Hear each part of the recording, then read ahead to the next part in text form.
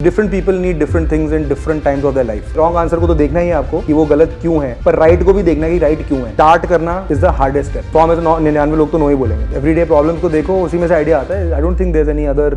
Hello दोस्तों, मेरा नाम है साहिल खन्ना और स्वागत है आपका इस सीरीज के अगले पार्ट के अंदर। इस सीरीज में हमारे साथ में बहुत सारे अलग अलग इंडस्ट्री के फाउंडर अभी तक आ चुके हैं और आप सब कह रहे थे लॉजिस्टिक्स से कोई नहीं आया, तो लॉजिस्टिक्स से शिप रॉकेट के फाउंडर आज हमारे साथ है और आपसे अपनी जर्नी शेयर करेंगे और आपको बहुत कुछ आज वो बताने वाले हैं। तो चलिए सबसे पहले उनसे उनकी इंट्रोडक्शन लेते हैं। हाय दोस्तों, मेरा नाम साहिल गोयल है और मैं शिप रॉकेट का फाउंडर एंड सीईओ हूँ। शिप रॉकेट एक ऑनलाइन लॉजिस्टिक्स प्लेटफॉर्म है जिसको online retailers, D2C brands, social commerce retailers easily use कर सकते हैं अपने ऑर्डर्स प्रोसेस करने के लिए, शिप करने के लिए, COD कलेक्ट करने के लिए। और ये बहुत ही बेटर एक्सपीरियंस देता है सेलर को भी और आपके बायर को भी एक शिपिंग पर्सपेक्टिव से। ग्रेट। तो सबसे पहले मैं आपसे जानना चाहूँगा आपकी जर्नी कैसे रही, कैसे आपने बिजनेस शुरू किया? क्या पहला स्टार्टअप था आपका या इससे पहले भी कुछ किया था? सो एक्चुअली कंपनी पहली ही है ये, लेकिन इसके अंदर ही हमारा सेकंड प्रोडक्ट है। इनफैक्ट हमारा जो पहला प्रोडक्ट था उसका नाम था कार्ट रॉकेट, जो कि सेलर्स को हेल्प करता था उनकी वेबसाइट भी बनाने के लिए एंड टू एंड, और साथ ही में शिपिंग की ऑप्शन थी। फिर ओवर द इयर्स हमने रियलाइज़ किया कि हमें ज़्यादा डिमांड शिपिंग की ही आ रही है, गिवन की सबसे ज़्यादा प्रॉब्लम D2C कॉमर्स में वहीं एग्जिस्ट करती थी। और वो करते करते पिवट कर दिया हमने शिपिंग के अंदर आज से 4 साल पहले।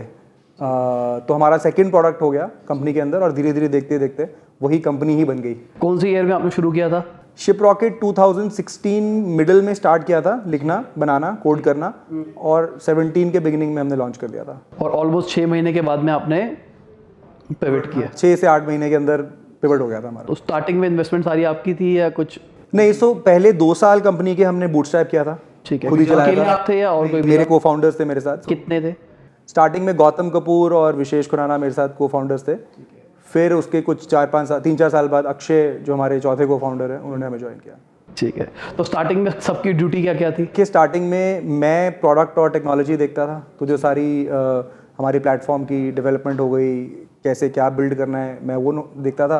गौतम, जो मेरे दूसरे को फाउंडर हैं, वो सारी सेल्स, कमर्शियल ऑपरेशंस, सारा कस्टमर हैंडलिंग वो देखते थे। और विशेष हमारे लिए enterprise sales, PR, marketing, basically वो सारे फंक्शंस देखते थे। तो इससे पहले आप क्या करते थे तीनों के तीनों? देखिए, मैं तो इंश्योरेंस में प्रोडक्ट डेवलपमेंट में था। इंडिया में भी मैंने काम किया है, US में भी काम किया है, और बेसिकली एंटरप्राइज लेवल प्रोडक्ट्स में बिल्ड करता था। गौतम इससे पहले खुद एक बिजनेस ओनर थे, सो उनका फैमिली बिजनेस था और ये मैन्युफैक्चरिंग पार्ट्स की डिस्ट्रीब्यूशन में, ऑटोमेशन पार्ट्स की डिस्ट्रीब्यूशन में, तो वो आई थिंक करके ही wanted to do something new. और विशेष एक्चुअली हमसे पहले एक स्टार्टअप कर चुका था जिससे वो एग्जिट कर गया था। मोबाइल ऐप्स डेवलपमेंट कंपनी थी उसकी, तो उसने वो छोड़ के फिर हमें ज्वाइन कर लिया था। ठीक है। तो आप तीनों ने स्टार्टिंग में कितनी इन्वेस्टमेंट करी थी?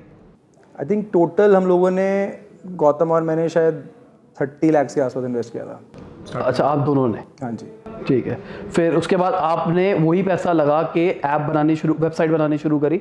वेबसाइट तो ऑलमोस्ट फ्री थी क्योंकि आप बना रहे थे, या फिर उसके लिए भी टीम बिल्ड करी थी? नहीं, स्टार्टिंग में हमने मतलब पहले 2-3 कस्टमर्स तो खुद ही करे। ठीक है। जब थोड़ा सा रेवेन्यू आने लग गया तो ये था कि सिर्फ वेबसाइट डेवलपमेंट की बात नहीं थी, हमें प्लेटफॉर्म भी बिल्ड करना था, जो हमारे लिए मतलब 1.5 साल हमको लगा प्लेटफॉर्म बिल्ड करने के लिए। उसके लिए हमने 2 इंजीनियर्स अपने स्टार्टिंग में हायर करे। इनफैक्ट उनमें से एक अभी भी हमारे साथ है। एंड वो इन्वेस्टमेंट थी। फिर धीरे धीरे थोड़ा बहुत सेल्स में इन्वेस्ट करा एक एक करके। मतलब आई थिंक 2 साल के एंड पे हमारे पास शायद 10 लोग थे total, towards the end of 2 years। And हम लोग नियर प्रॉफिटेबल लेवल पे ही उसको चला पा रहे थे बाय दैट टाइम।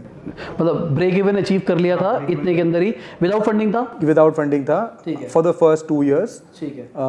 उसके बाद फिर हमने ऑब्वियसली एवेन्यूज एक्सप्लोर करना शुरू करा कि हम ग्रोथ के लिए क्या कर सकते हैं। तो स्टार्टिंग में कहाँ पे आप कर रहे थे? पूरी इंडिया में थे? पैन इंडिया थे? नहीं, मतलब सी, हमारा बिजनेस डिजिटल है, देखो, ठीक है, वेरी मच लाइक योर्स। और डिजिटल बिजनेस के लिए you can be anywhere, it doesn't really matter. हमारे सेलर्स भी हर जगह थे, पैन इंडिया, हम भी प्रीटी मच मार्केटिंग हर जगह ही कर रहे थे। ऑफिस ऑफ कोर्स हमारा दिल्ली में ही था खाली, we were only 10 people like I said, but we were targeting any and everybody. तो बेसिकली आप क्या कर रहे हो, आप जिनको नहीं पता इनके बारे में, तो आप क्या कर रहे हो, जितनी भी लॉजिस्टिक्स कंपनीज है उन सबको अपने प्लेटफॉर्म पे लेके आ रहे हो ताकि कस्टमर को जब भी कोई प्रोडक्ट भेजना हो तो आप उनके लिए बेस्ट सॉल्यूशन ढूंढ रहे हो कि उस स्पेसिफिक जगह के लिए कौन सा है और आप उनको अवेलेबल करा रहे हो। तो स्टार्टिंग में जो लॉजिस्टिक पार्टनर जोड़ने थे वो काम कैसे हुआ? हाँ, तो वो अच्छा क्वेश्चन है। सी एक्चुअली क्या है, स्टार्टिंग में गिवन कि we had some run up, हमारे पास टाइम था, क्योंकि देखिए हम मार्केट में ऑलमोस्ट एक डेकेड हो गया हमें, ई कॉमर्स इनेबलमेंट मार्केट में, स्मॉल सेलर मार्केट में, D2C मार्केट में, जो भी आप उसको बुलाते हैं। तो वी स्टार्टेड जब बिल्कुल अभी मार्केट में अवेयरनेस क्रिएट नहीं हुई थी, तो हमें तो लॉजिस्टिक्स कंपनीज ने मतलब लिटरली हंसते रूम से बाहर भी निकाला है कि आप ये क्या लेके आए हो प्रोपोजिशन, हमें नहीं करना, राइट। हमें ये भी बोला गया कि ई कॉमर्स इंडिया में चलेगा ही नहीं। तो उस जर्नी से लेके धीरे धीरे करके फिर we were able to convince one partner. सबसे पहले कौन था ऑन बोर्ड हुआ? सबसे पहले आई थिंक RMX हुआ था शायद। अब RMX इवेंचुअली इंडिया ऑपरेशंस अपने बेच चुका है डिलीवरी को। Globally of course they are one of the big players. तो RMX से हो गया था हमारा स्टार्टिंग में। फिर एक कंपनी होती थी AFL Wiz, उनसे फिर नेक्स्ट हम लोगों ने टाई अप किया और काफ़ी टाइम तक 2 ही थे हमारे पास। जैसे जैसे फिर, because this is also a demand supply business, कि सप्लाई चाहिए डिमांड के लिए और डिमांड चाहिए सप्लाई के लिए। तो स्टार्टिंग में नेगोशिएशन हुई थी या फिर उन्होंने वही नेट टू नेट रेट दे दिया था? स्टार्टिंग में तो जो था हमने ऐसे ही आगे मतलब pretty much without worrying about. पहले प्रोडक्ट डेवलप करना था, ऑडियंस चाहिए थी, उसके बाद नेगोशिएट करेंगे। Idea was not to like immediately कि अच्छा किसी भी स्टार्टअप में आप देखोगे स्टार्टिंग में monetisation is a full different chapter in the startup journey, right. पहले तो it is just figuring out product market fit, कि जो हम बना रहे हैं इसकी नीड है कि नहीं है, कितनी नीड है, कैसे चलेगा, दिस दैट। तो दैट वाज हाउ वी। तो स्टार्टिंग में पूरी डेडिकेशन से था या फिर सिर्फ प्रोडक्ट मार्केट फिट ढूंढना था कि चलेगा तो चलेगा, नहीं चलेगा तो कुछ और करूंगा? नहीं, कुछ और। तो देखिए ऐसा तो हमारे हर 6 महीने में ये स्टेप आता था कि नहीं चल रहा, अभी क्या करना है। तो डेडिकेशन तो पूरी लगती है उसमें। I don't think you can do it as a side project. मैं अपने US में जॉब छोड़ के आ गया था, मेरी वाइफ की जॉब छोड़वा दी थी, गौतम ने अपना बिजनेस छोड़ दिया था, तो it was a big move for us. तो चलाना ही था। It was just a matter of कि एग्जैक्टली किस तरीके से बना। स्पेस हमारी फिक्स थी। हमने कहा था यार हम SMB स्पेस में काम करेंगे, टेक्नोलॉजी बनाएंगे। We were clear about those 2 things. Then it was more of कि ठीक है, क्या मॉडल, क्या प्राइसिंग, SMB के अंदर कौन सा सेगमेंट, पहले कौन सा, बाद में कौन सा, कैसे, that please take some time. उसके लिए एक्सपेरिमेंट करना पड़ता है, you have to try. That's what I meant by product market fit. ठीक है, तो एक साइड तो आपने कर दी, ले आए, तो कस्टमर्स कहाँ से आए फिर? नहीं, सो सप्लायर्स जैसे आ गए एंड हैंड इन हैंड ही था। मतलब अगर हमारे पास 100 कस्टमर थे एक टाइम पे, तो उन 100 कस्टमर की मिला के सपोज महीने की अगर 5,000 10,000 की वॉल्यूम अगर होती थी, तो वो वॉल्यूम हम सर्विस करते थे through the partners that we had. Customers कहाँ से आते थे इनिशियली भी और आज भी सब डिजिटली एक्वायर करते हैं हम लोग। ऐड चला के? ऐड चला, मतलब SEO हो गया, गूगल सर्च हो गया, एड्स हो गए। तो मेजरली आपका चंक पहले कहाँ से आता था और अब कहाँ से आता है? हमारा पहले भी डिजिटली आता था और अभी डिजिटली कौन से प्लेटफॉर्म? अच्छा, so Google was big for us, ठीक है। स्टार्टिंग में सिर्फ गूगल ही था in fact, if you ask me. Google से लोग आते थे, साइन अप करते थे, and then we would have somebody to call them to try and understand कि क्या रिक्वायरमेंट है और हम सही फिट है कि नहीं है, कैसे हेल्प कर सकते हैं, try to convert them on the phone. Google paid था पहले पूरा, फिर ओवर द इयर्स धीरे धीरे करके organic became big for us, right. एक टाइम था 95% ऑर्गेनिक से ही आता था।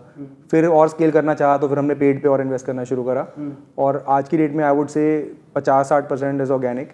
For the rest obviously we use all mediums, Facebook भी यूज़ करते हैं, गूगल भी यूज़ करते हैं, but mix is still organic high and paid is less, right. तो कॉस्ट ऑफ एक्विजिशन ऑलमोस्ट कितनी आती है? यार we don't disclose that, but मैं आपको इतना बता देता हूँ कि हमारा within 2 months we are able to break even. ठीक है, तो नॉर्मली आपका जो कस्टमर एक्वायर होता है तो कितना टाइम आप पे ऑन एवरेज टिकता है? सी जो कस्टमर्स एक्टिव रहते हैं अभी तक, तो we find that they are active for a good 36 months, right. अगर कोई 2 क्वार्टर से ज़्यादा एक्टिव रहता है फिर वो प्रीटी मच रहता ही है। That is sort of what we have found.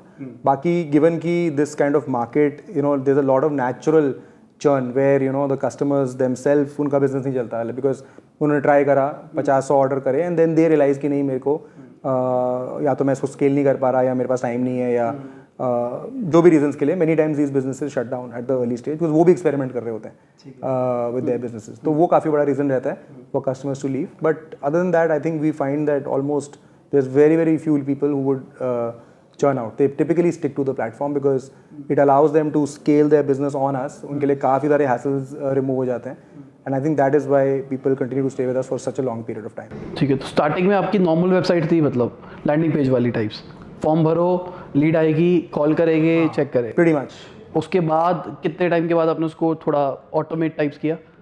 I think उधर भी जर्नी रही है हमारी, राइट? पहले पहले तो इट वाज जस्ट कि लीड फॉर्म है, एज यू सेड. एक्चुअली हमने काफ़ी जल्दी ही साइन अप फ्लो बना दिया था अपना, because we were a tech company, right? We had clear, people had to onboard into the product. उनको साइन अप करके घुसना ही था अंदर. तो वो इनएफिशिएंसी हमने नहीं पैदा करी कि वो पहले लीड भरेगा, फिर कोई फ़ोन करेगा, फिर उसको मैं समहाउ साइन अप करवाऊंगा. तो साइन अप ही हमारा लीड फॉर्म था एक तरीके से. साइन अप करके पर्सन प्रोडक्ट एक्सपीरियंस भी कर लेता था. हम उनको स्टार्टिंग से था ये? स्टार्टिंग से ही था. हम उनको ईमेल्स और नोटिफिकेशंस वगैरह की just to push them to try out various steps in the process करते थे. एंड उससे जो हमें डेटा और इन्फॉर्मेशन भी मिल जाती थी कि कौन से कस्टमर्स कहाँ तक पहुँचे हैं, which tells us a clear picture कि किसको पहले मुझे कॉल करना चाहिए, टारगेट करना चाहिए, एंड सो ऑन. तो टेक्नोलॉजी कौन सी थी स्टार्टिंग में?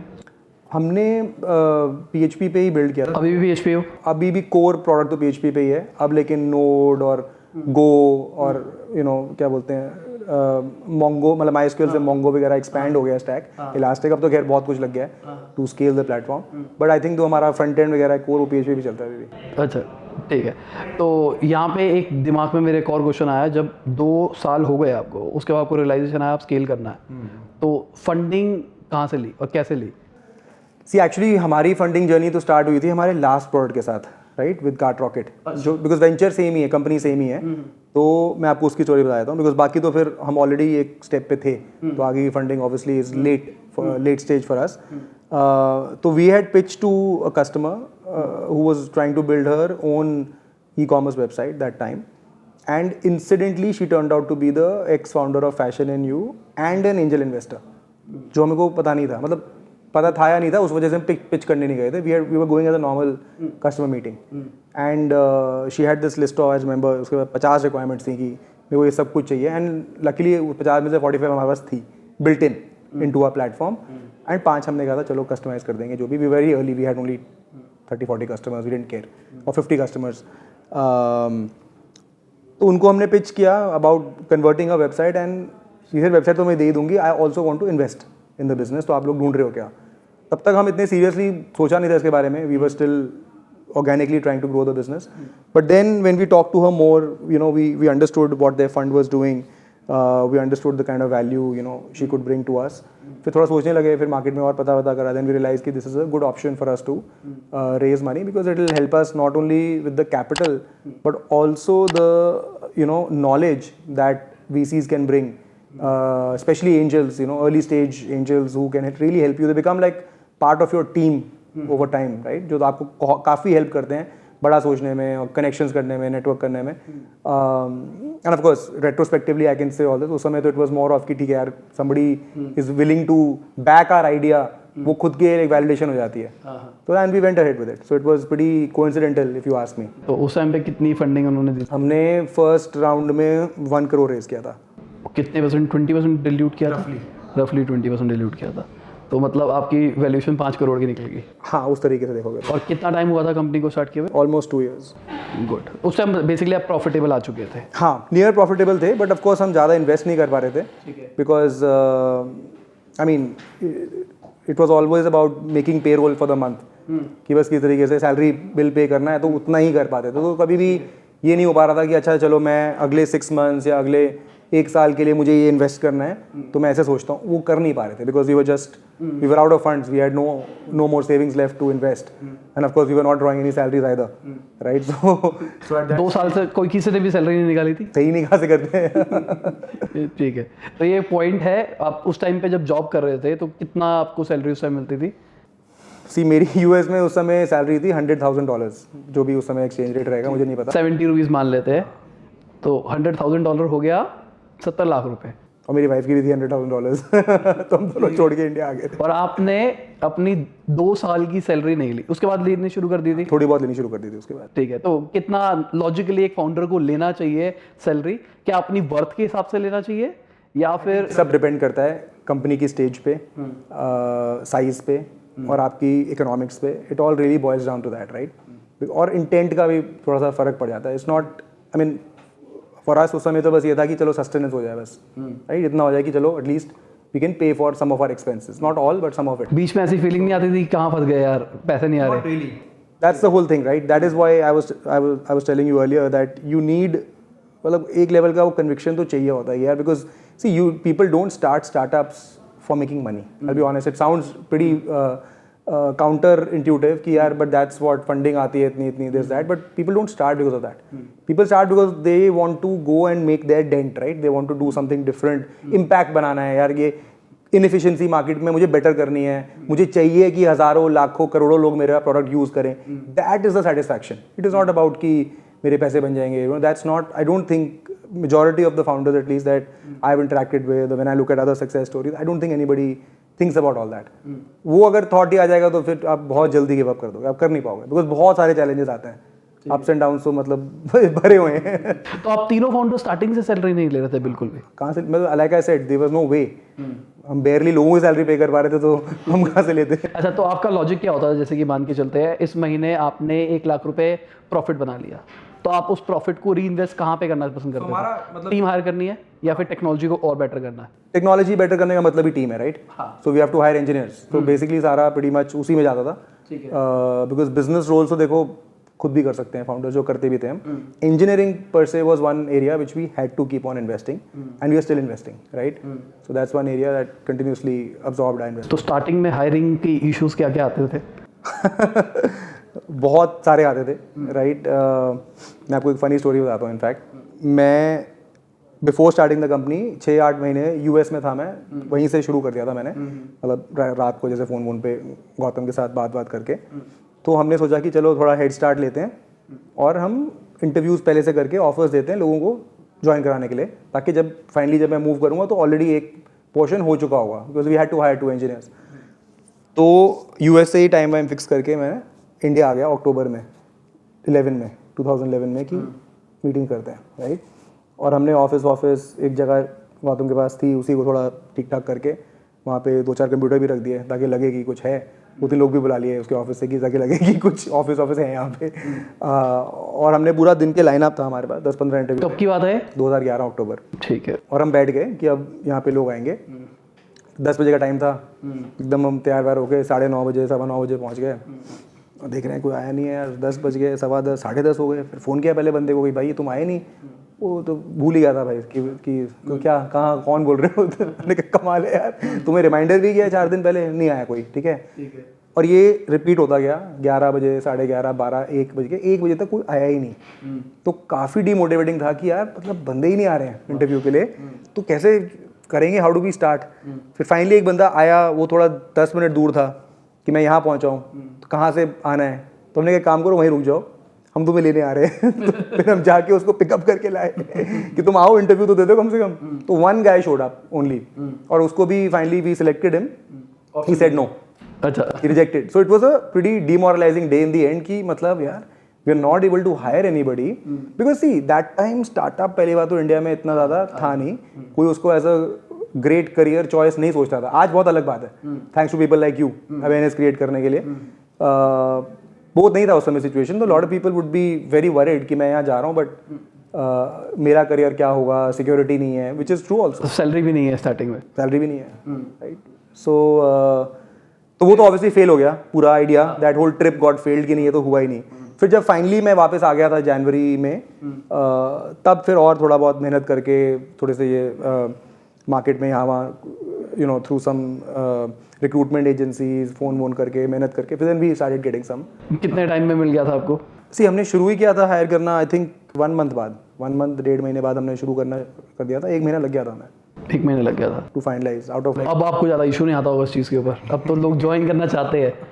ठीक है. तो आज भी मतलब ये मार्केट में इशू है, आज भी लोग नहीं करना चाहते छोटी कंपनियों के साथ काम.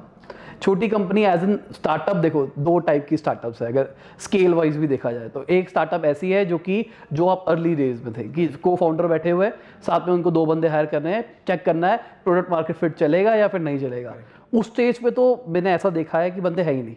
यार है, आई थिंक डिपेंड करता है, कम है because I think job security is important and honestly speaking different people need different things in different times of their life. चक्कर ये भी है, राइट? तो वो ढूंढना मुश्किल है. ऐसा नहीं कि लोग नहीं, लोग हैं जो करना चाहते हैं, रिस्क लेना चाहते हैं, कूद लगाना चाहते हैं. उनको भी वो चाहिए फीलिंग कि यार मैंने कुछ चीज़ हाथ से स्टार्टिंग से बनाई है. अब जो बंदा ढूंढ रहा है ऐसे लोग और जो लोग ऐसा काम ढूंढ रहे हैं उनकी मैच मेकिंग में प्रॉब्लम है according to me, but I think लोग तो डेफिनेटली हैं। मैं अपना बताता हूँ, मेरे को अभी डेवलपर हायर करना है।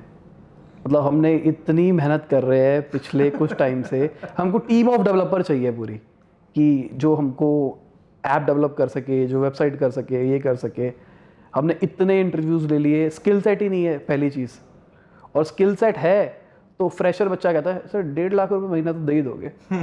माँ चल क्या रहा है ये? मतलब एक्सपेक्टेशन शायद इंस्टीट्यूट्स ने इतनी बड़ी कर दी है उनकी, मुझे नहीं पता कि कहाँ से इतना आता है। तो मैं आपसे इसलिए पूछना चाहूँगा, ये मेरा पर्सनल क्वेश्चन है कि एक स्केल क्या है मार्केट के अंदर, कि अगर किसी बंदे को अपनी स्टार्टअप के लिए कोई एम्प्लॉय हायर करना है तो मार्केट स्टैंडर्ड क्या चल रहा है? देखिए बहुत ज़्यादा वेग क्वेश्चन है टू बी ऑनेस्ट, मतलब उधर रेंज क्या है सब डिपेंड करता है। एक्सपीरियंस वाइज अगर बात करके चलते हैं तो अगर हम एक फ्रेशर डेवलपमेंट साइड से उठाते हैं तो यार हमने फ्रेशर्स भी हायर करे हैं स्टार्टिंग में, हमने थोड़े बहुत एक्सपीरियंस लोग। अगर मैं अभी की बात करके चलूँ, कोई अगर अभी देख रहा है तो उसको अपनी टीम हायर करनी है, तो उसको एक मार्केट स्टैंडर्ड जानना है, क्योंकि हमको नहीं पता कि असली में क्या है। मैं मार्केटिंग वाला बंदा हूँ, मुझे मार्केटिंग वालों का आइडिया है कि डिजिटल मार्केटर कितने रुपए में मिलता है, तो वो मैंने कई बार बता दिया अपने ऑडियंस को, पर मैं डेवलपमेंट वाला नहीं हूँ। See developers it will all depend right. आप अगर आईआईटी चले जाओगे ठीक है तो आपको डेफिनेटली मतलब 1 लाख to 2 lakhs की रेंज में बंदा मिलेगा, even if there are fresher. उसके अंदर भी डिपेंड करता है कौन सा आईआईटी, उनका क्या एक्सपीरियंस लेवल है, वहाँ पे उन्होंने करा क्या है, वो करना क्या चाहते हैं, स्किल सेट क्या है, ऑल दोस थिंग्स। हर किसी को एमबीपी बनाना है अपना, मतलब ज़्यादातर जो हमको देख रहे हैं वो यही है कि उनके पास 1-2 लाख रुपए पड़ा है, एक दिमाग में आइडिया है, उनको बस टेस्ट करके देखना है वो चीज़ चलेगी या फिर नहीं चलेगी। आउटसोर्स कर देना चाहिए उनको। अगर MVP ट्राई करके देखना है सिर्फ, they should find a good agency और a good not agency but a good freelancer. freelancer is ideal right, ideally freelancer through a reference, not just blindly। reference लो, किसी को पूछो भाई तुम्हें कोई पता है, ऐसा करके पता करो and give it to that person who is well referenced, because why would you take on or hire somebody when you yourself don't know number one कि भाई क्या होने वाला है after 6 months? It's unfair to the person right, उनका career question mark में आ जाता है। तो it's better to try it out on somebody else's time and without having a permanent commitment। Plus आपके लिए भी बेटर है, if you have a couple of lakhs and you just want to try something, तो better है कि उसमें से आप 50% किसी को दो और बोलो भाई इसमें करके देना है right. And I also know people who gotten freelancers even from countries like Poland और वियतनाम और Ukraine, because the talent there is phenomenal right and cost is also very effective. तो लोगों ने वो भी करा है, so that's again something you can look at. Platforms हैं, अपवर्क है, अपवर्क जैसे और भी प्लेटफॉर्म्स हैं that anybody can easily go and we put a job there, वहाँ पे लोग अप्लाई करते हैं, आप उसके उनमें सिलेक्शन कीजिए जूम पे बात करके, it's done। हमने भी करा है स्टार्टिंग में for some projects where we couldn't find the right talent here, या हमारे पास बैंडविड्थ नहीं थी, टाइम नहीं था, हमने कभी कभी काम आउटसोर्स भी करा है। तो 2 साल के बाद आपने फंडिंग रेज करी, पैसा जो आया चंका वो कहाँ लगाया, किस रेशियो में बांटा उसको? सी हमारा pretty much सारा investment as I said almost all of it went into engineering, because हमारे को अपना प्रोडक्ट और एक्सपेंसिव करना था, हमें नए फीचर्स लगाने थे। Because see if you think about it, sales के अंदर इन्वेस्टमेंट जो होती है वो तो खुद के लिए पे कर देती है। For every sales person I hire they get new business worth I don't know 10 times their salary or 6 times their salary। तो वो in terms of cash, sales is a cash accretive function, cash add करता है company में। Engineering is a cash depletive function। Of course one should not look at it like that because वो investment है। तो pretty much sales में तो investment नहीं बोलूँगा मैं, because of course having that cushion of saying कि हाँ मेरे पास पैसा है तो मुझे ऐसे हर month salary और revenue मिलाना नहीं है, तो that advantage is there कि चलो यार थोड़ा बहुत ऊपर नीचे भी हो जाता है तो you can run it successfully because you have funds। But if you ask me where did I spend the money, most of it went into engineering। ठीक है, तो कोई एक आइडल लॉ होता है कि कितने % हमको मार्केटिंग में लगाना चाहिए या फिर नहीं? देखो मैं आपको B2B टेक्नोलॉजी SaaS का बता देता हूँ। हाँ, आपके हिसाब से? मेरे हिसाब से लाइक माई बिलीफ इज कि एनीवे बिटवीन 3 to 6 months के अंदर आपका पे बैक होना चाहिए। उसका मतलब ये है, सपोज आपका कस्टमर, पेइंग कस्टमर अगर आपका 100 रुपये का आ रहा है राइट, तो आप या 1000 रुपये का कस्टमर आप लेट्स से आ जाता है, पेइंग कस्टमर करा के सब एंड में converted customer, somebody who's paying you, then you should be able to recover that money within 6 months of that person being with your platform। तो अगर लेट्स से आपको साल का वो 2000 रुपये देता है customer for what ever your service right, तो देन उसका आधा आप pretty much CAC में लगा सकते हो right, and then you have to look at churn क्योंकि अगर वो सारा एक एक साल के बाद चर्न भी हो जाता है तो फिर again you win not much money, right? फिर आप लीकिंग बकेट हो, जितना ऐड कर रहे हो उतना जा भी रहा है। So I think basis those mechanics and SaaS के अंदर काफ़ी इसका स्टैंडर्ड फॉर्मूलाज भी हैं। LTV बाय CAC मेजर करते हैं लोग, right? Long life time value divide by CAC देखते हैं, that should be a healthy number. But ऐसा फिक्स रेशियो तो मैं नहीं बोलूँगा है, and also depends on the business, right? आप अगर ऑफलाइन बिजनेस कर रहे हो, ऑनलाइन बिजनेस कर रहे हो, उसमें ई-कॉमर्स बिजनेस कर रहे हो या SaaS बिजनेस बना रहे हो, it all depends on, sorry मैं बेसिकली आपकी इंडस्ट्री के रिलेटेड ही पूछ रहा था कि आपका प्रीटी मच 3 to 6 मंथ्स के अंदर पे बैक होना चाहिए मेरे हिसाब से, बिकॉज नहीं हो रहा है तो फिर कुछ गलत कर रहे हो आप, या तो आपके you not charging enough, right, to your customer, or your customer are not converting as well, तो हो सकता है आपकी फनल में, टारगेटिंग में कहीं पे कुछ दिक्कत है। तो कैसे चेक करते हो उसको आप? यार टेस्टिंग ही है प्रीटी मच, राइट? जैसे हमने स्टार्ट किया था तो हमारा ऑलमोस्ट 20% कन्वर्ट हो जाता था, which is pretty good considering कि डिजिटल पूरा हम लोग कर रहे हैं। ओवर टाइम ऑब्वियसली गिर गया बिकॉज हमने स्केल करना शुरू कर दिया, it became closer to like 15%, 13%, फिर भी बहुत which is still good for a B2B company because उसमें रिकरिंग रेवेन्यूज आते हैं। तो एक तो बेंचमार्क्स हैं, because when you talk to other people and people tell you 4% में मेरा हो रहा है, 3% में हो रहा है, 5% में हो रहा है, सो यू नो कि चलो ठीक है, I am doing better than the others.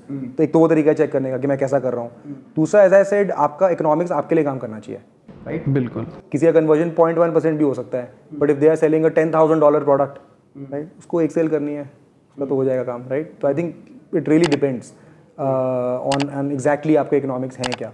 फिर मार्जिन पे भी फर्क पड़ता है, जो आपने बेचा है उसमें आपका eventually do you make money, I mean how much money do you make net, right? उसके हिसाब से आप निकालोगे अच्छा मैं स्पेंड कितना कर सकता हूँ। तो I think unit economics important है समझना, and once you lock that then you can press the pedal on marketing, even if you don't have the money or you don't have the visibility, you know कि मैं marketing करूंगा लेकिन मेरे economics चलते हैं तो मुझे पता है मेरे पैसे आएंगे ही आएंगे, बट उसको होने में टाइम लगता है बिकॉज वो फर्स्ट कपल ऑफ ईयर्स नहीं कर सकते आप until your cycle is going on, and you know this as a digital marketer, जब तक वो थोड़ा सा डेटा आ नहीं जाता फॉर यू टू प्रिडिक्टेबली से कि हाँ ये होता रहेगा अब for the most part. Basically आप जो कैंपेन रन करते हो उसमें आप कितने डेटा को मान के चलते हो कि जैसे कि मान लो आपने गूगल एड्स चलाई, तो गूगल एड्स में 100 क्लिक्स के ऊपर आप मान लोगे कि भाई ये रिजल्ट नहीं आ रहे, या फिर आप 1000 क्लिक्स, 10,000 क्लिक्स, वो आपको कितना नंबर चाहिए? ऑनेस्टली मुझे याद नहीं है, but I do know that there is definitely some threshold जिसके ऊपर लोग कैंपेन ऑप्टिमाइज करते होंगे। तो इसके अंदर आप फनल भी पूरा चेक करते होगे? ऑब्वियसली, और फनल भी पूरा एनालिटिक्स चेक किया जाता होगा? हम लोग एक एक स्टेप ट्रैक करते हैं,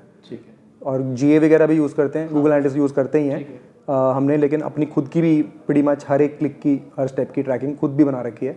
ओके। अपने जावास्क्रिप्ट से भी कैप्चर करते हैं बिकॉज हमें बाद में हमें सिर्फ कोहॉर्ट डेटा से फर्क नहीं पड़ता है, हमें लिटरली नेम्ड अकाउंट देखने होते हैं, राइट? कि फॉर एग्जांपल साहिल ने क्या करा है और निष्ठा ने क्या करा है, तो वो we need that level of information. आपके डेटा और गूगल एनालिटिक्स के डेटा में कितना फ्लक्चुएशन आ रहा है परसेंटेज वाइज? मुझे एक्चुअली पता है इसका answer. So basically we find about 80% match होता है, 80-85%। फेसबुक डालते हैं तो वो भी फिर 60% ही होता है, right? All kinds of attribution issues exist, specially अगर हम फर्स्ट क्लिक लास्ट क्लिक में घुस जाएं तो बहुत ज़्यादा वेरिएशन आने लगता है, ठीक है? गूगल एनालिटिक्स आपका डायरेक्ट SEO ज़्यादा अच्छे से, ऑर्गेनिक ज़्यादा अच्छे से वो नहीं कर पाता, दिखाता नहीं है ब्रेक करके, तो वो हमने खुद के ट्रैकिंग लगा रखी है वेबसाइट पे।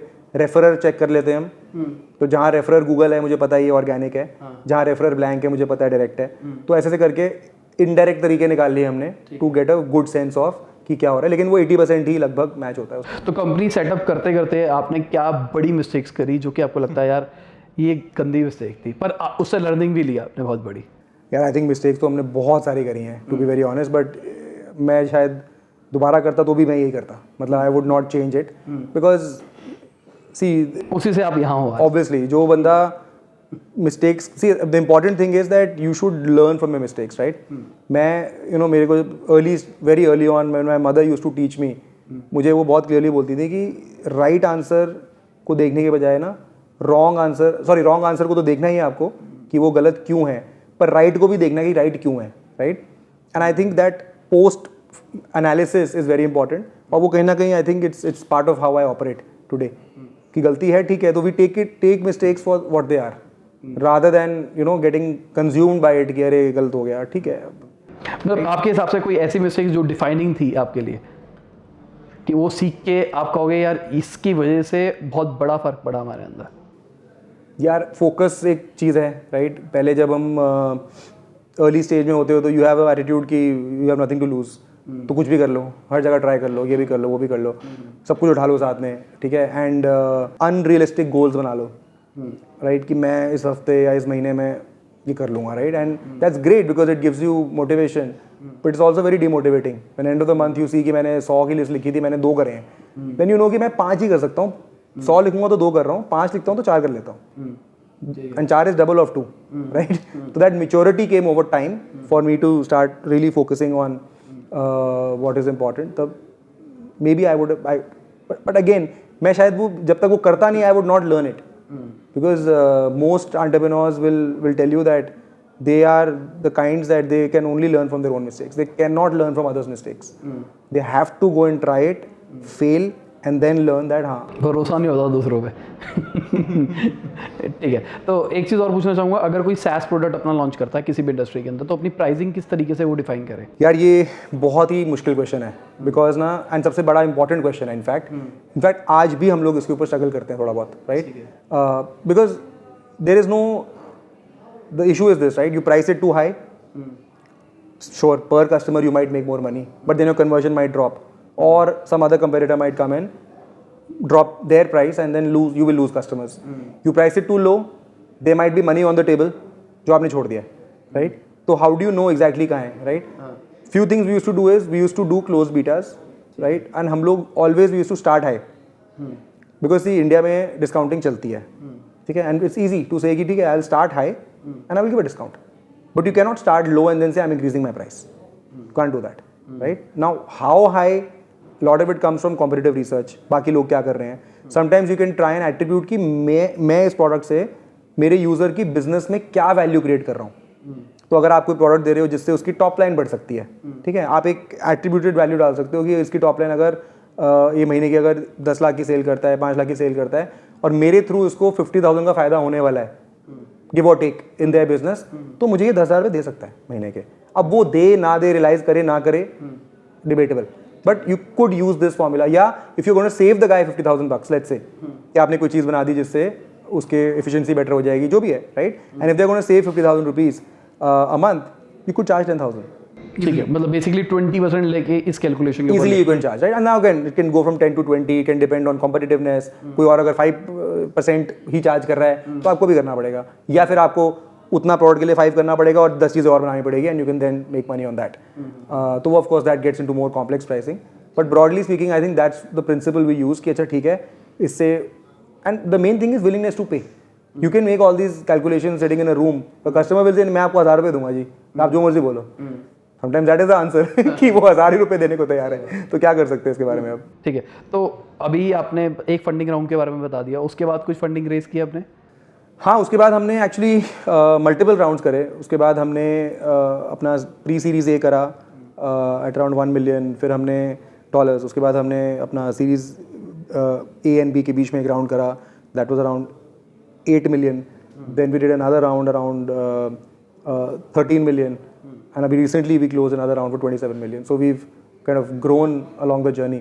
और ये सारे के सारे VC थे? VCs, इस सारे के सारे VC थे। तो आप अप्रोच कर रहे थे या फिर स्टार्टिंग में जो आपको एंजल मिले थे वो आपको हेल्प कर रहे हैं? Mix match, right. कभी हम अप्रोच भी कर रहे थे, there were times when we run out of money, काफ़ी सारे बड़े बड़े बेट्स ले लिए, फिर देखा कि नहीं अभी गलत हो गया है, तो फिर तब हमने अप्रोच भी करा है। फिर जब you know as things started moving and we started growing, then we today get lot of inbound interest also. दोनों ही है, I think it goes through the network as well as through you know our own outreach. ठीक है, तो यहाँ पे एक question आता है कि हर राउंड पे कोई फॉर्मूला है 20% डिल्यूट करने का, या फिर नेगोशिएशन स्किल के ऊपर है?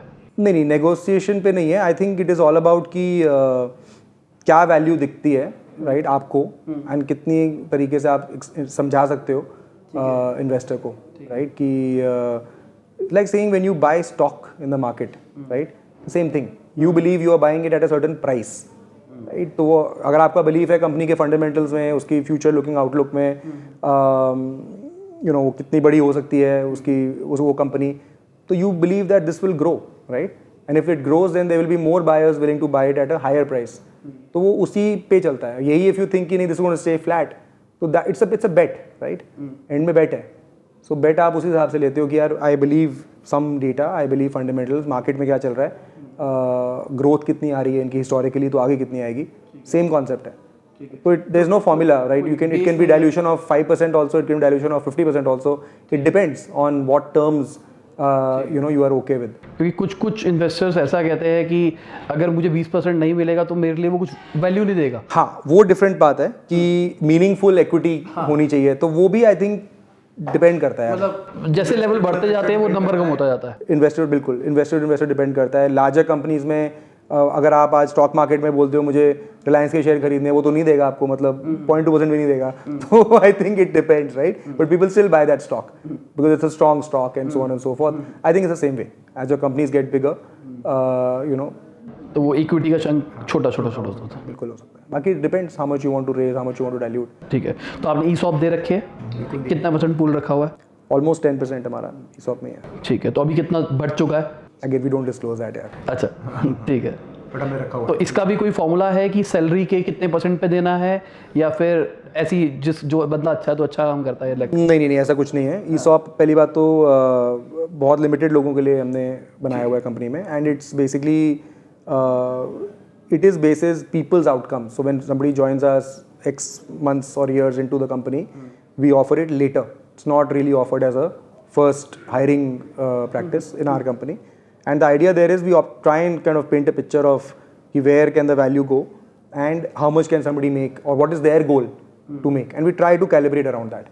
कि आपका गोल क्या है? If you spend 5 years here, 8 years here, 10 years here, what is your goal as a person? And we try to calibrate according to that. ठीक है, तो आप कोई फॉर्मूला नहीं है इसका। जैसे वारिकू जी से हमारा इंटरव्यू हुआ था, तो उन्होंने बोला कि जो सैलरी होती है, जो एनुअल पैकेज बनता है, उसका हम 20% या 50% की रेंज के अंदर दे देते हैं। ऐसा आपने कुछ रूल नहीं बनाया? अभी तक नहीं बनाया। I am sure as we get larger and as we start implementing this more structurally, I am sure there will be some range there. But ऐसा अभी फिलहाल we don't have a formula. See, we don't treat ESOP at our company like a part of the compensation. It's not कि तुम salary ले लो X और साथ में ये ESOP है और सारी कंपनी में 50% लोगों को ESOP दे दिया, वो नहीं करते हम लोग। We rather keep it to a narrow group of people so that they actually make a meaningful outcome, right? As opposed to कि सबको हमने 2-2 लाख की ESOP दे दिया, उसका कोई फिर किसी के लिए वो as good as cash, better to give cash then. इसका मीनिंग नहीं है। तो कितना टाइम के बाद आप देना पसंद करोगे? So typically we expect people to serve at least 2 to 3 years. ठीक है, उसके बाद मतलब बेसिकली exceptions होती हैं of course, but generally speaking 2-3 साल से पहले हम लोग प्रेफर नहीं करते हैं because we want people to think long term. Basically जिस डेवलपर की बात कर रहे थे उसको ESOP मिल चुके हैं। ठीक है, सब सुन रहे ठीक है, तो अब मैं आपसे कुछ पर्सनल टाइप क्वेश्चन पूछना चाहूँगा जो कि आपके खुद के प्रिंसिपल्स है। तो आप पर्सनल फाइनेंस को किस तरीके से मैनेज करते हो अपने? अभी आपने बताया कि अच्छी खासी नौकरी थी, छोड़ के 2 साल तक सैलरी नहीं ली, घर के खर्चे तो पूरे थे, शादी भी हो रखी थी आपकी, उस टाइम बच्चा हो गया था आपका और घर रेंट पे था, अपना था। ठीक है, तो कुछ तो एक्सपेंसेस थे घर चलाने के लिए, तो वो पैसा कहाँ से आ रहा था? यार थोड़ा तो फैमिली सपोर्ट भी था। अच्छा, ठीक है, फैमिली सपोर्ट था और बाकी मेरे पास सेविंग्स थी मेरे और मेरे वाइफ के, तो कुछ टाइम तो उसी पे करा हमने। तो क्या पर्सनल फाइनेंस किस तरीके से मैनेज करते हो अपना? सो व्हेन यू से personal finance you mean investments और यू मीन बोथ? मतलब बेसिकली अगर किसी ने 1 लाख रुपए कमाया तो उस 1 लाख रुपए को उसको क्या करना चाहिए? मतलब आप क्या करते हो, आप जो कमाते हो? स्टार्टिंग में तो मैं I was not very smart about it, तो सिंपल था एफडी में डाल के छोड़ दो, right? Until later some people started explaining to me and my friends who were smarter around this, plus time भी नहीं था टू बी वेरी ऑनेस्ट उसको ढंग से मैनेज करने के लिए। आज की डेट में भी if you ask me, I am not the sharpest guy around what is the best way to invest money, so I typically try and follow one of my friends strategy, what they might be doing I will do the same thing, right? तो typically कोई mutual fund वगैरह में डाल देते हैं, that's it. Don't really have a good answer here because मेरे को खुद पता नहीं है, to be very honest with you. I am not really, basically आप इन चीज़ों पे ध्यान नहीं देते हैं, आप अपने बिजनेस पे ध्यान देते हो। टाइम नहीं है इसके लिए, मतलब this is more of savings है, तो ठीक है एक तरीके से। तो जो आपकी सेविंग बचती है उसकी सेविंग का कितना % आप उसमें डालते हो और कुछ पैसा कैश में भी रखते हो या फिर वो एक चंक इकट्ठा करके रखा हुआ है? जैसे मैं अक्षय कुमार का इंटरव्यू देख रहा था तो उसने क्या बोला, और बहुत बढ़िया बात बोली थी, उन्होंने बोला कि मेरे को एक इतना अमाउंट चाहिए था पैसा कि मेरे इतना कमा लूँगा, उसके बाद मैं सिर्फ ऐश करूँगा। फिर जब वो उतना इकट्ठा हो गया तो मेरे को लालच आया, मैंने कहा और इकट्ठा कर लेता हूँ, फिर एक और इकट्ठा कर लूँ, अब मेरे को उतना हो चुका है, मुझे और की ज़रूरत नहीं है, तो अब मैं जो करना चाहूँगा वो कर सकता हूँ। करेक्ट। तो मैंने भी उन्हीं से लर्निंग ली। तो मैंने एक अमाउंट था जो कि मुझे लगता है कि यार कभी भी कुछ भी हो जाएगा तो ये पैसा मेरे पास पड़ा रहेगा, तो एज इट इज पड़ा हुआ है। मतलब मैं उसको कहूँगा लिक्विड है, फुल लिक्विड है वो पैसा, कि वो लिक्विड पड़ा हुआ है। बाकी जो मेरे पास पैसा आता है उसके ऊपर मैं जो भी करता हूँ, खेलता हूँ, बिजनेस पे लगाना है या इन्वेस्टमेंट करनी है, जो भी करना है।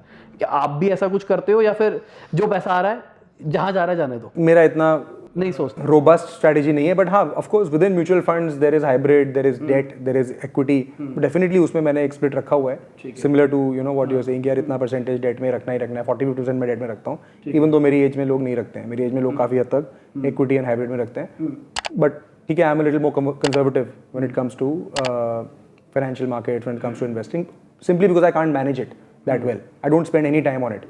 तो फिर जिस चीज़ में टाइम नहीं लगा सकता उसको आई प्रेफर कि चलो यार कंजर्वेटिव रहते हैं, बिकॉज उतना टाइम लगाना पड़ेगा उसको मैनेज करने के लिए बेटर तरीके से, which I can't devote right now. तो ऐसा कुछ नहीं है। बाकी I try and put sort of at least 30% of what I am able to earn every month into savings, right, at least. Of course वो कभी कभी होता है, कभी कभी नहीं होता, बट टिपिकली कोशिश यही रहती है कि होना चाहिए। तो अभी आपने बताया कि आपके कुछ को फाउंडर्स थे, बेसिकली 4 हो गए हैं, तो अब 2 प्रोज 2 कॉन्स बता दो को फाउंडर्स के। देखो यार, कॉन्स बताना तो बहुत ही मुश्किल है। हाँ, क्योंकि साथ में बैठे हैं वीडियो देखने। नहीं, वो तो मुझे कोई दिक्कत नहीं है, we are a very open team, right, हम एक दूसरे का कॉलर भी पकड़ लेते हैं एंड इट्स कम्प्लीटली फाइन, उसमें कोई इशू नहीं है। मैं आपको प्रोज बता देता हूँ, कॉन्स ऐसे तो बहुत मुश्किल है बताना, because I tell you why. लड़ाई हो जाती है, टीम में लड़ाई हो जाती है। नहीं, वो सब कुछ नहीं है, हम बहुत ही ओपन टीम है, आप बुला के पूछ लो उनको। जब शादी भी करते हो ना किसी से, आप तो बोलते हैं ना कि प्यार अंधा होता है, तो वो लिटिल बिट लाइक दैट है, you see pass the flaws, right, because you it is like a marriage only, जितना अमाउंट ऑफ झेलना पड़ता है ना आपको अप एंड डाउन, और इतनी सारी चीज़ें आती हैं कि वो यू स्टॉप सीइंग दैट है या नहीं है, आपको दिखता नहीं, दूसरों को दिखता होगा मुझे नहीं पता, बट एज को founders you start seeing past that, right. बाकी टैक्टिकल लेवल पे ऑफ कोर्स जो फीडबैक्स हैं वो तो एक दूसरे के लिए होते ही हैं, you have to make the other person improve, right, but that is not a con, that is part of how a person is made up. बाकी प्रोज तो यही है that you have a support system, right, as a cofounder you know you there is everyone has ups and downs, there were times when you know earlier in the business I used to tell Gautam कि नहीं हो रहा और छोड़ देते हैं, and then he would say कि नहीं अरे कुछ नहीं होता, मैं करता हूँ, कुछ करते हैं इस महीने, right, and there were times when he would feel कि यार it's not moving and you step up, right? तो I think that sounding board होना और एक partner in crime होना, support होना is very very important. I believe that.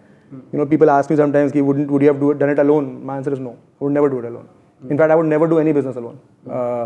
Because I think having that sort of partner with you or having that person with you who can, you know, one be complementary, right? That was one very big thing for us. That all 4 of us are very complementary. We bring very different skill sets to the table. और बहुत ज़रूरी है वो. No point hiring another person like yourself. का फायदा क्या है?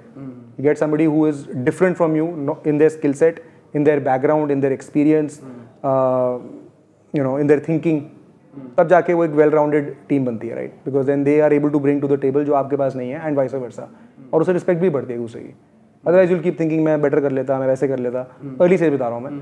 तो वो कभी हुआ ही नहीं, because you know his area was something I had no idea about, and vice versa.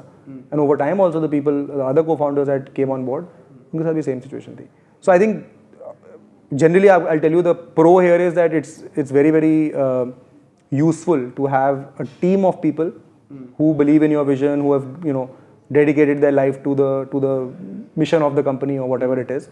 उससे बहुत फर्क पड़ता है, because shared belief, shared problem solving, shared problems, right? Everything comes with it. And I can tell you the cons, in my opinion, of not having a co-founder is that you end up, you know, carrying the burden alone. And early stage में मुश्किल तो होता है boss. It is very difficult. But that being said, there are many successful solo founders. ऐसी कोई बात नहीं है. But for me personally, I am not the kind of person who would do it solo ever. ठीक है. तो अगर किसी को आपसे फंडिंग चाहिए हो तो आप देते हो? नहीं यार, अभी तो I think we are still early in our journey, right. We personally don't obviously invest yet.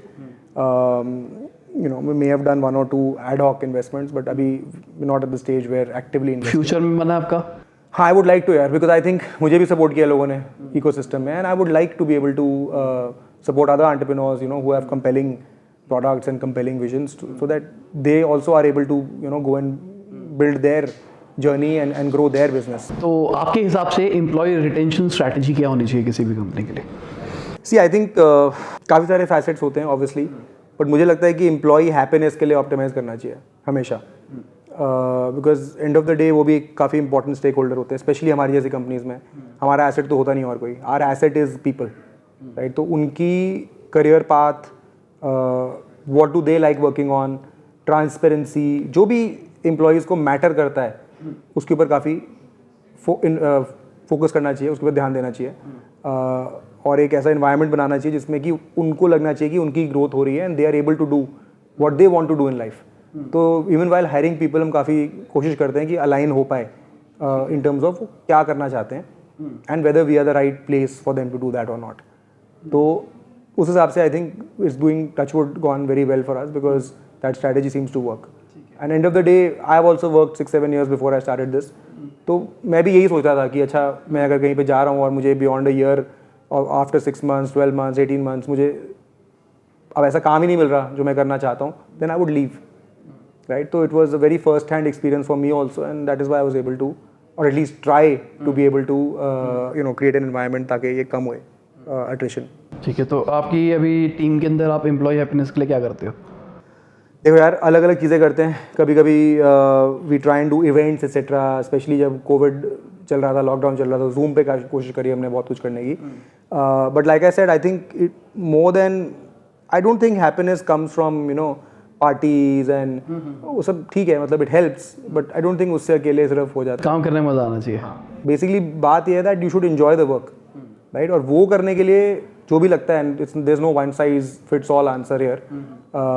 It can be anything, right?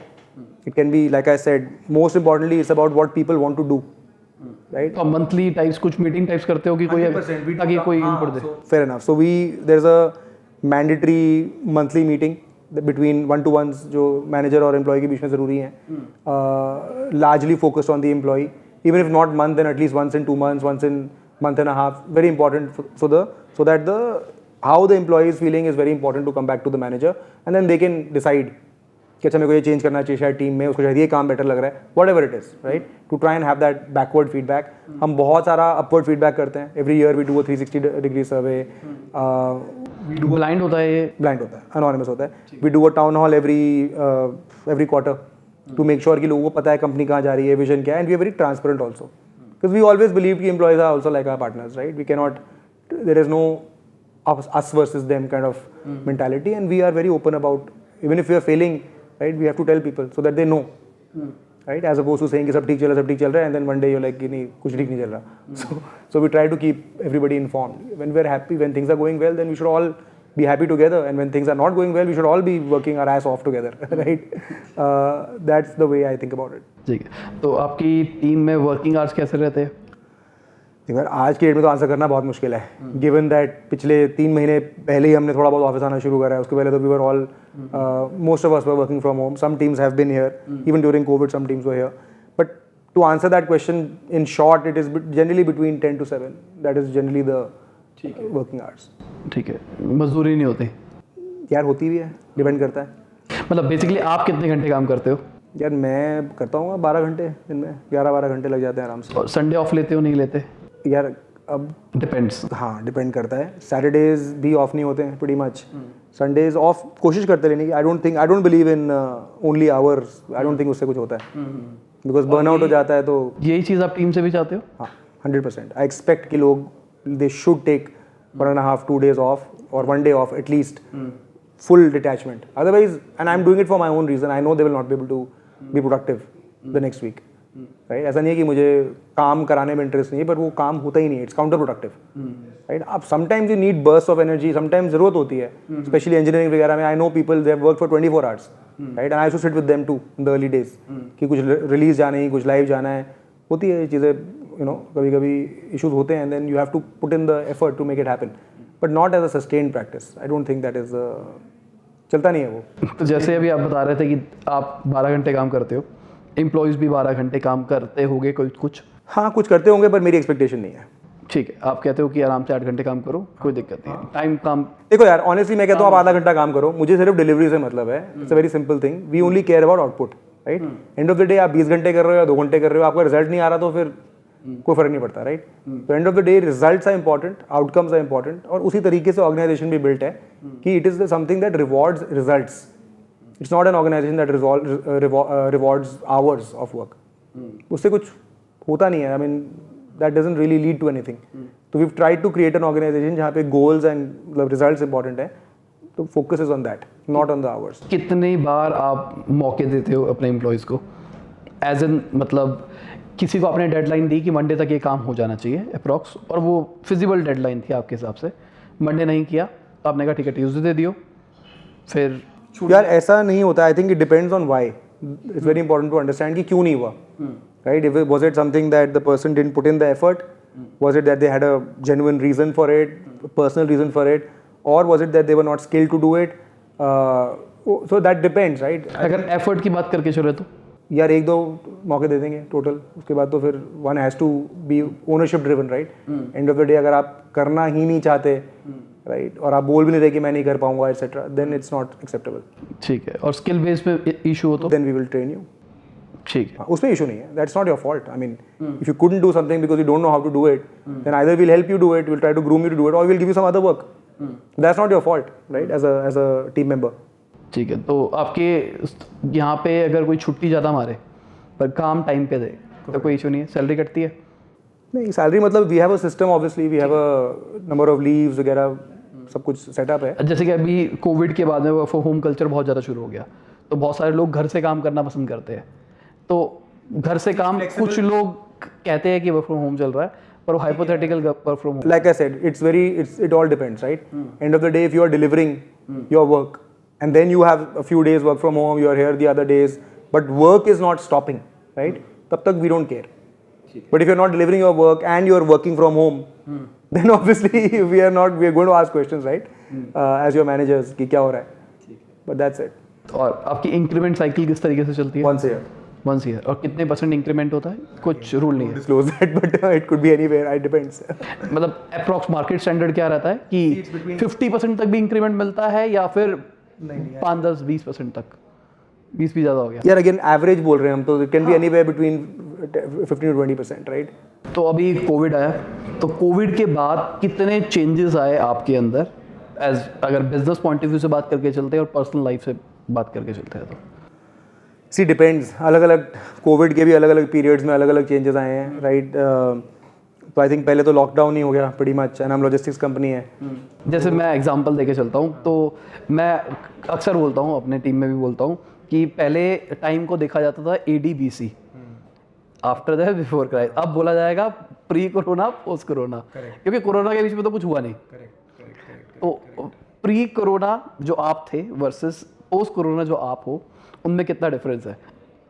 यार आई डोंट थिंक पर्सनली, मेरे में तो आई डोंट नो. आई मीन शायद दूसरे लोग बता पाएंगे, बट मुझे नहीं लगता कि ज़्यादा कोई बदला है चीज़.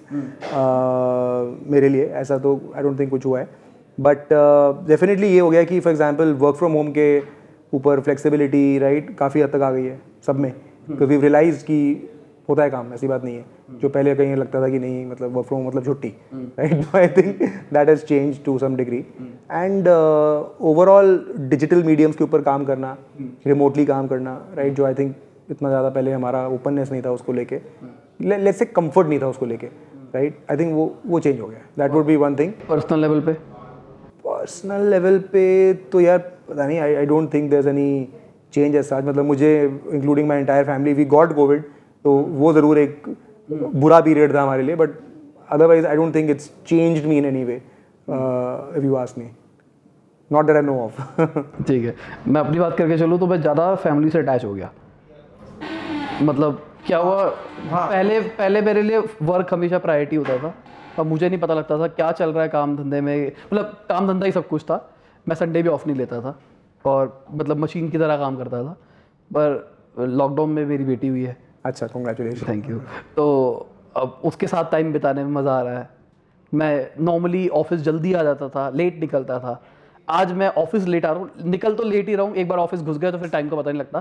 पर आज मैं ऑफिस लेट आ पा रहा हूँ. पहले मेरे को वो होता था, परेशान हो जाता था मैं, यार क्या चल रहा होगा, अभी क्या हो रहा होगा, जाना है. पर अब क्या है, अब वो साथ में बैठी होती है, टाइम मतलब उस चीज़ में मैं बहुत बदल गया। तो आपके अंदर कुछ ऐसे चेंजेस आए हैं? यार actually I will be honest with you, मेरा तो जब तक लॉकडाउन में वर्क फ्रॉम होम चल रहा था तो it became worse because I was on calls non stop. तो फिर जबकि ऑफिस आके एटलीस्ट एक मेंटल वो होता है कि हाँ ठीक है अभी ऑफिस में है तो ये ऑफिस का काम है, then you go home and you can leave some of that stress behind.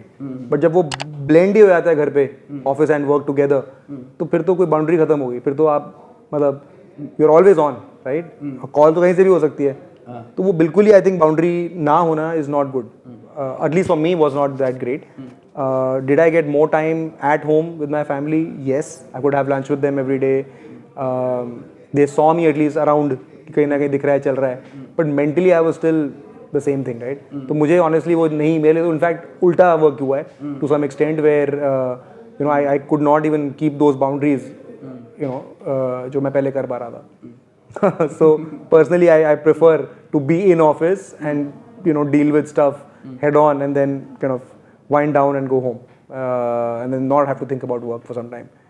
So I think that's how I would prefer it. तो आपके हिसाब से ये जो इंडिया की लॉजिस्टिक इंडस्ट्री है ये किस डायरेक्शन में जा रही है? क्या फ्यूचर में क्या रहेगा इसका prospective? See, I think fast deliveries होना बहुत इम्पॉर्टेंट है एंड आज की डेट में एज कंज्यूमर्स हमें भी ये बात पता है, राइट? हम पहले 4 day delivery was like a good time frame, फिर 2 day हो गया, फिर 1 day हो गया, अभी आवर्स में बातें हो रही हैं. तो clearly fast delivery is the future, कोई क्वेश्चन नहीं है उसके बारे में, राइट? एंड वो कैसे उसकी पीछे की इंफ्रास्ट्रक्चर, टेक्नोलॉजी, सप्लाई चेन कैसे अडेप्ट करेगी to support it for each and every kind of merchant. You know today Amazon, Flipkart, etc. will be able to do it. How do longer tail of merchants long term get that kind of facility to be able to get their goods to their buyers in the shortest period of time?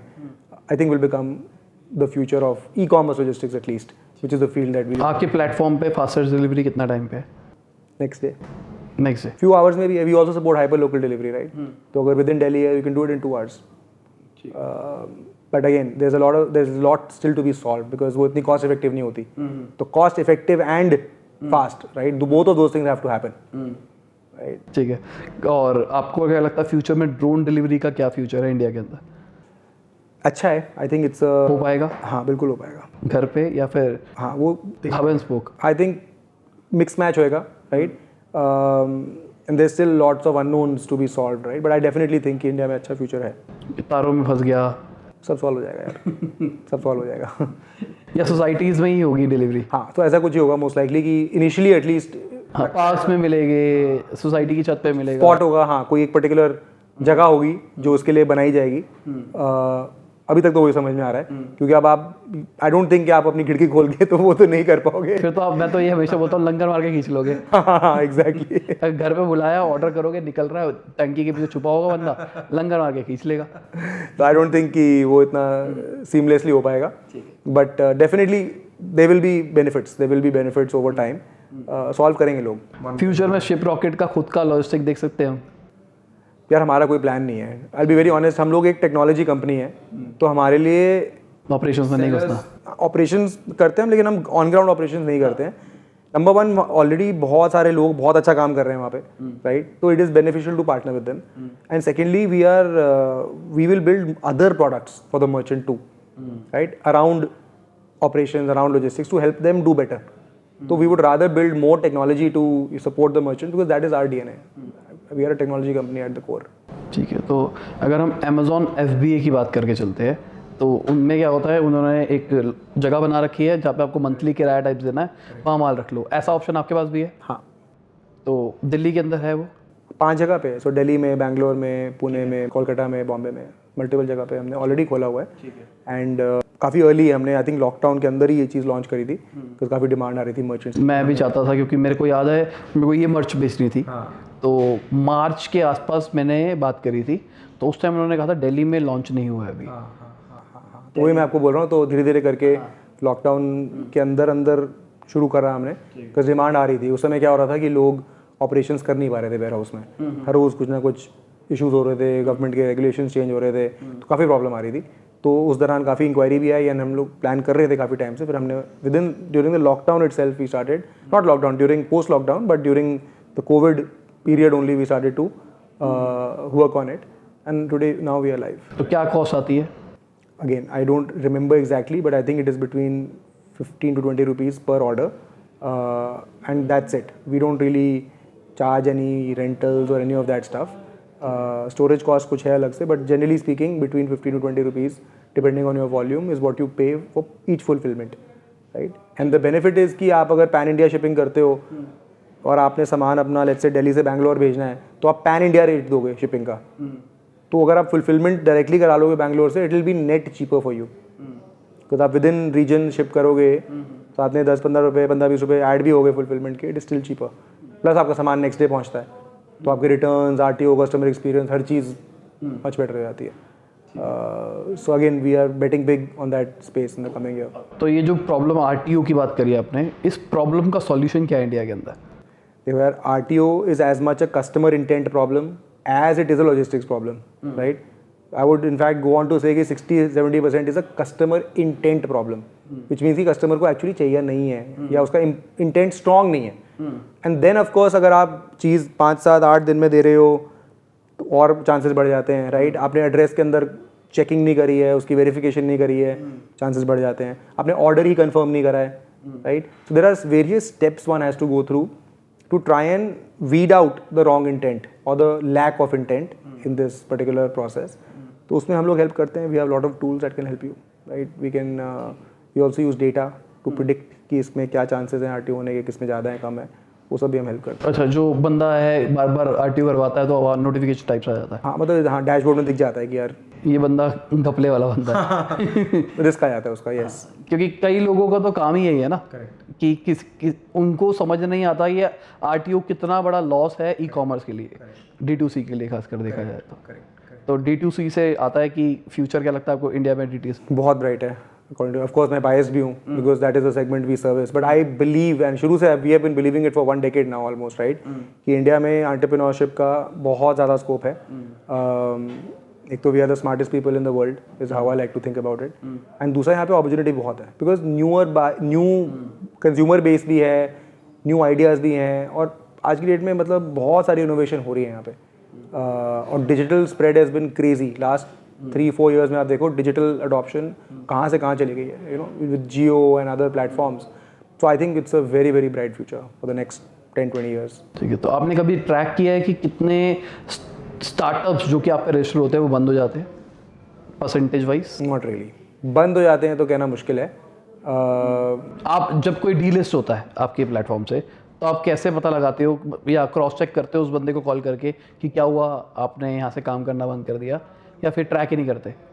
करते भी हैं, but many of them are like, you know, I wouldn't call them a startup. Like many people are very very early कि यार मैं 10-20 product बेच के try करता हूँ कुछ, तो उसको I don't know where to classify them. But अगर आप मिडिल स्टेज कंपनीज की बात करोगे तो हार्डली आई थिंक अबाउट 15-20% लोग ओवर टाइम बंद हो जाते हैं, बट आई थिंक बाकी चलते रहते हैं. और अगर स्टार्टिंग अर्ली स्टेज बात करके चले तो 50-60% 50-60% बंद हो जाते हैं. ठीक है, तो मैं सबको ये रिकमेंड जेन्युइनली करना चाहूँगा कि एटलीस्ट ट्राई करो. पहले एक बार शुरू करके देखो, क्या पता ये चीज़ आपके लिए बनी हुई जो आप बता रहे हो. 10-20 प्रोडक्ट बेच के कुछ कॉस्ट नहीं आती है. आप जिस जगह पे रहते हो, जैसे कि मान के चलते हैं आप दिल्ली में रहते हो, दिल्ली में कुछ मार्केट्स हैं जहाँ पे आपको कुछ आइटम्स बहुत सस्ते में मिल जाती है. वहाँ जाओ, उसके ऊपर डब्बे में रखो, अपना स्टिकर लगाओ, लॉजिस्टिक पार्टनर्स आ गए हैं, वेबसाइट आई गई है, सस्ते में वेबसाइट बन जाती है. वेबसाइट बनाओ, अपना प्रोडक्ट बेच के देखो कितनी कॉस्ट, मतलब अगर हम बात करें आपके पास ही अगर कोई रजिस्टर करना चाहता है तो मिनिमम कितने रुपए से स्टार्ट कर सकता है वो? हम लोग तो लॉजिस्टिक्स में हेल्प करते हैं. वेबसाइट फ्री में मिल जाती है आपको. नहीं, अगर आपके पास सिर्फ लॉजिस्टिक की बात करके चलते हैं तो पर ऑर्डर कॉस्ट तो इज अबाउट 30-40 रुपीज़ लेके चलो आप शिपमेंट की. बाकी ऑफ कोर्स जो ऊपर से कॉस्ट है मार्केटिंग की और सामान, कुछ रिचार्ज कराना भी पड़ता है कुछ. हाँ जी, 200 रुपये का रिचार्ज करना होता है मिनिमम. हाँ, एंड उसमें पर ऑर्डर बिटवीन 35-40 रुपीज़ के आसपास आपको पड़ जाएगा. ठीक है, तो आप टोटल मान के चलो 1000 रुपये आपने यहाँ डाल दिए, 1000-2000 रुपये की वेबसाइट बन गई आपकी. 1000-2000 आपने मार्केटिंग पे लगा दिया. 5000 रुपये के अंदर आप अपना, और 4-5 हज़ार रुपये अपने प्रोडक्ट पे लगा दिया. 10 के अंदर आपने अपना एक D2C कंपनी को स्टार्ट करके देख लिया कि चल रहे हो नहीं चल रहे. और जैसे अभी इन्होंने बताया 50-60% चांसेस है कि आप फेल हो जाओगे, पर अगर पॉजिटिव साइड देखी जाए 40% चांसेस है कि आप पास भी हो जाओगे. करेक्ट. अगर आप उस साइड से देखो तो ट्राई करो. मैं तो सबको ये कहता हूँ कि आज हमारा देश बहुत ही अच्छे ग्रोथ फेज से जा रहा है, तो इस टाइम पे अगर कोई घुस जाए तो आज से 5 साल के बाद में वो बहुत अच्छे लेवल पे पहुंच सकता है। करेक्ट। अगर सब आजकल हमारे देश में ये रह गया कि सबको जॉब करनी है, तैयारी करनी है, करेक्ट। खुद का बिजनेस नहीं करना है, तो ये बिजनेस करने वाले अगर आएंगे यही एम्प्लॉयमेंट जनरेट करेंगे। नहीं, एंटरप्रेन्योरशिप खैर सबसे इंपॉर्टेंट चीज़ है according to me, specially in a country like India, because I think job creation हो गई, गवर्नमेंट नहीं कर सकती इतनी जॉब। एंटरप्रेन्योर्स को इंस्पायर भी करते हैं, which is another big thing. तो जितने ज़्यादा और होंगे तो उतना ही क्या बोलते हैं एक्सपोनेंशियल इफेक्ट होगा उसका। तो अब हम आ गए हैं अपने रैपिड फायर के ऊपर। रैपिड फायर में बेसिकली मैं आपसे क्वेश्चन पूछूंगा डैश और डैश, तो आपको यही दो ऑप्शन मिलेंगे, एक्सप्लेनेशन नहीं चाहिए कि आपने वो चीज़ क्यों चुनी है। एंड्रॉयड और iOS, एंड्रॉयड। फंडिंग और बूटस्ट्रैप, फंडिंग। एंजल और वेंचर, एंजल। डेट और इक्विटी, डेट। फैमिली और बिजनेस, फैमिली। मनी और फेम, मनी। लव और अरेंज, लव। कस्टमाइजेशन और स्टैंडर्डाइजेशन, कस्टमाइजेशन। टेक स्टार्टअप और non tech startup, tech startup. अपनी खुद की है। वेज और non veg, non veg. Fresher और एक्सपीरियंस। फ्रेशर। आप अभी भी फ्रेशर्स हायर करने के लिए प्रेफरेंस देते हो? डिपेंड करता है, कुछ रोल्स में करते हैं। जर्नलिस्ट और स्पेशलिस्ट, जर्नलिस्ट। प्रॉफिटेबिलिटी और स्केलेबिलिटी, ये एकदम जल्दी जल्दी आंसर दे रहे हैं। फ्रीमियम और पेड, प्रीमियम। लार्ज टीम और small team, small team. Registering a company in India और अब्रॉड। इंडिया। एक चीज़ बोलूँगा, अभी तक सबसे फास्टेस्ट आप चल रहे हो, अच्छा। सबसे फास्टेस्ट, और अपनी पूरी विजन से अलाइंड हो आप। जो आप करते हो वही आपके आंसर्स है, और बिना सोचे नेचुरल निकल रहे हैं। तो ये मेरी तरफ से कॉम्प्लीमेंट रहेगा, जो अभी तक आपने बोला है वही आप कर रहे हो। करेक्ट। ओनिंग और रेंटिंग, ओनिंग। आउटसाइड फूड और homemade, outside food. Formal education और सेल्फ टॉट, फॉर्मल। एजुकेशन और एक्सपीरियंस, एक्सपीरियंस। परफेक्ट हॉलीडे कहाँ पे मनाना पसंद करते हो आप, घर पे या फिर कहीं बाहर घूमना फिरना? बाहर। बेस्ट फूड एवर अभी तक जिंदगी में कहीं पे भी बढ़िया खाया? राजमा चावल घर के। घर का नहीं खाना है, बाहर का खाना है। अब यहाँ पे ऑडियंस आपके घर खाने थोड़ा ना आएगी, घंटे जाएगी, सर राजमा चावल बता दो कहाँ पे बनेंगे। यार ये बहुत मुश्किल है, because I am a bit of a foodie, तो मैं बहुत कुछ खाता हूँ। एक चीज़ जैसे कि आपने कहीं पे भी कुछ भी खाई हो, तो अभी आपके दिमाग में आया हो यार वो जगह की वो चीज़ बहुत बढ़िया थी। ये अलबेक का शौरमा मिलता है न्यू फ्रेंड्स कॉलोनी में, तो वो मुझे बहुत अच्छा लगता था। अब खाया नहीं बहुत टाइम से मैंने, बट एक टाइम पे it was like a favourite of mine. अगर आपके पास टाइम मशीन होती तो आप क्या चीज़ चेंज करना चाहते हैं? सी, मैं एक्चुअली ना थोड़ा सा नो रिग्रेट्स टाइप का बंदा हूँ, टू बी वेरी ऑनेस्ट।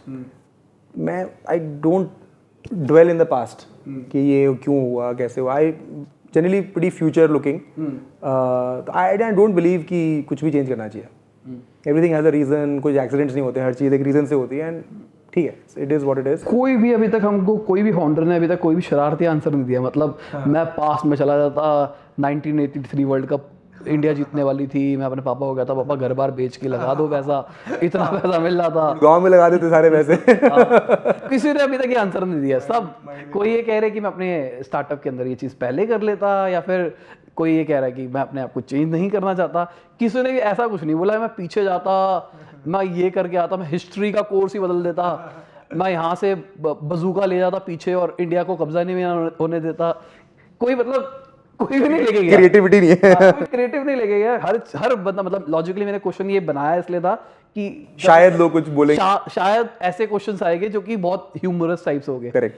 पर ज्यादातर फाउंडर्स अभी तक इसको इसी डायरेक्शन में लेके गए हैं, और ये चीज़ मैं अभी एक्सपोज इसलिए कर रहा हूँ ताकि जब ये इंटरव्यू लाइव हो और उसके बाद कभी किसी का इंटरव्यू हो तो वो शायद वो कुछ पहले से सोच के रखे। बेस्ट स्टार्टअप इन इंडिया, अपना नाम नहीं लेना है। ज़ोमैटो। फेवरेट मूवी कौन सी है आपकी? अगेन दिस इज लाइक एक चुननी है। Shawshank redemption. क्या अच्छा लगा था उसमें? वो तैर के बाहर जो निकलता है। आई थिंक उसकी इवन दो उसकी गलती नहीं थी, he was not really guilty, but उसकी डिटर्मिनेशन और स्टिल अपना क्या कहते हैं passion in basically achieving that feet, right. I think I like that story a lot, कि कैसे वो मतलब लगा रहा बस उसके ऊपर without giving up. Favourite web series कौन सी है आपकी? यार ये भी अगेन आई सी मल्टीपल। अभी मैं वो देख रहा हूँ, ब्लैकलिस्ट देख रहा हूँ आजकल नेटफ्लिक्स पे। आई रियली लाइक इट, अच्छी है। और अगर कोई पुरानी बात करके चले तो? और जरूरी नहीं है कि web series Netflix Amazon prime की बोलनी है, जो टीवी पे सीरियल भी आया करते थे वो भी आप बोल सकते हो। वो याद ही नहीं है यार। कुसुम आते थे किसी जमाने में। जी हॉरर शो देखता था एक टाइम पे when I was a kid. Lately याद है मेरे को, ये सेक्रेड गेम्स हो गया, ये हो गया, और कौन सी देखी है मैंने ऐसे, ऑनेस्टली मेरे को याद नहीं। तो जब भी आप देख रहे हो उसका क्या अच्छा लग रहा है आपको? ऐसे ही वो बंदे का, वो जो मेन बंदा है उसमें, और जो है उसका, हाँ, उसकी personality, acting, I really like that, one of the best actors I have seen. तो आपके हिसाब से सक्सेस क्या है? सक्सेस की डेफिनेशन क्या है? See, I think when you are aligned with what you set out to do, right, and you feel good about what you've achieved in your day, month, year, whatever, right? I think that is success. कि when you can be at peace कि हाँ मैंने जो सोचा था मैं कर रहा हूँ या कर लूँगा, whatever it is, right? अभी आप अपने आप को सक्सेसफुल मानते हो? Definitely. मॉर्निंग पर्सन हो या फिर नाइट आउट? Morning. कितने बजे उठते हो सुबह? 6, 6:30, सोते कितने बजे हो? 12, 1। मतलब यही नींद का हाल है आपका भी? हाँ, यही चल रहा है अभी तो फिलहाल। अपनी 5 फेवरेट बुक्स बता दो। सी, मेरी बहुत अलग अलग टाइप की बुक्स मैंने ओवर टाइम पढ़ी हैं, राइट। एक मैंने अल्केमिस्ट बुक बहुत अच्छी लगती है मुझे। एक मैंने लेटली पढ़ी है बुक लून शॉट्स करके, ठीक है, दैट वाज क्वाइट इंटरेस्टिंग। एक सेपियंस बुक है, वो भी काफ़ी अच्छी बुक है, लेटली मैंने वो भी पढ़ी थी। रिच डैड पुअर डैड पढ़ी थी काफ़ी अर्ली कॉलेज टाइम में, that really help me. Just general finance, personal finance की बातें कर रहे थे, उससे भी काफ़ी दिमाग फॉर्म होता है। इनोवेटर्स डिलेमा करके एक किताब है, that was also quite interesting, by Christensen Clayton. I mean, these I can think of course, काफ़ी सारी मैंने पढ़ी होंगी on end of, but these are the ones that come to mind। आपकी हॉबी क्या है? यार मैं म्यूज़िक में काफ़ी इंटरेस्टेड हूँ। गाना गाते हो या गिटार प्ले करता हूँ। ठीक, साथ में गाते भी होगे? प्राइमरीली गिटार प्ले करता हूँ, गा भी लेता हूँ साथ तो में। कुछ एक गाना हो जाए। नहीं बॉस, ये कभी सम अदर टाइम। नहीं हो जाए सब मांग रहे हैं गाना। नहीं नॉट, नहीं इंस्टाग्राम पे जाएगा गाना, कोई दिक्कत नहीं है सर। आप कभी मैं आपका साथ दूंगा, मैं आपका नहीं कोई दिक्कत नहीं, गाना वाना रहे। आपको पता नहीं मैं बहुत बड़ा सिंगर हूँ, आप गाइए ना फिर। बहुत बड़ा सिंगर हूँ। गाना वाना रहने दीजिए आप। नहीं शाबाश। नहीं, सब जानना चाहते हैं। नहीं कुछ नहीं है, अभी तक 3 गाने आ चुके हैं हमारे पास इस सीरीज के अंदर। वो कोई इशू नहीं है, but it's not something that I am very fond of doing on a recorded interview, but चलो हम इसको रिकॉर्ड नहीं करेंगे, रिकॉर्ड नहीं हो रहा, ठीक है, स्टॉप है। बिल्कुल ठीक है, कोई दिक्कत नहीं है। गाना वाना छोड़िए आप, कभी वैसे आप आओ, फिर आप गाओगे तो मैं इसी बहाने मेरा भी सिंगिंग कुछ करियर बन जाएगा, मैं भी कुछ बड़ा आदमी बन जाऊंगा। कोई दिक्कत ही नहीं है, you should go ahead. I will pass, but एक थोड़ा 2 लाइन। नहीं सीरियसली यार, I am saying no, so it's the reason I am saying no. Trust me, I have not done it for you. Guitar आपके पास? नहीं boss, guitar office में, laptop है यहाँ पे तो। अब तो डर गए एकदम। नहीं बॉस, डरना क्या है। तो फाइनल एडवाइस क्या देना चाहोगे आप हमारी ऑडियंस के लिए? मैं आपको ब्रीफ कर देता हूँ थोड़ा सा। कुछ स्टूडेंट्स हैं जो कि हमको देखते हैं, और कुछ फ्यूचर एंटरप्रेन्योर्स हैं, और कुछ ऐसे भी लोग हैं जो कि अभी बटेंगे। आपने भी आई थिंक थोड़ा सा बोला था, ये ट्राई करना ज़रूरी है। Taking that first leap is important, because hardest चीज़ वही होती है एक्चुअली। लोग हमेशा बात करते रहते हैं मैं करना चाहता हूँ, एंड वी हैव 100 रीजंस कि मैं क्यों नहीं कर रहा हूँ, राइट।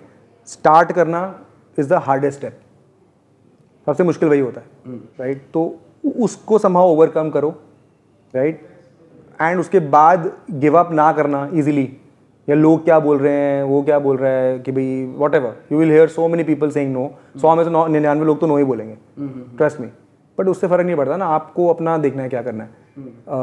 तो I would just say these 2 things if you ask me as advice, right. Start, don't think too much, overthink नहीं करना है, नहीं तो पैरालिसिस हो जाता है सोच के। You yourself will start finding reason क्यों नहीं करना है फिर। तो ज़्यादा सोचो मत, कुछ समझ में आता है, यू शुड स्टार्ट इट। बाकी you could be wrong, but you will figure it out on the journey, and you should go with your instinct and stick to it, give it time. अगर कोई college student है, उसको आप क्या advice देना चाहोगे कि क्या क्या करना चाहिए उसको भी, फ्रॉम एन एंटरप्रेन्योरशिप पर्सपेक्टिव, और कि उसको कल को फ्यूचर को बिजनेस करना है? You should start right now. है ही नहीं कुछ आइडिया? या तो मतलब एवरीडे प्रॉब्लम्स को देखो, उसी में से आइडिया आता है। I don't think there is any other, बाकी दूसरों के आइडियाज देख के भी इंस्पिरेशन मिलती है, right. You don't have to copy them, और you can, but you can look at what other people are doing and try and apply it to a different field. For example, I honestly think ideas come from everyday problems, right. So you can look at or talk to your friends, कि भाई what do they face, and honestly it starts like that, and then you find a problem that's big enough, then you're on to something big, then you can solve it.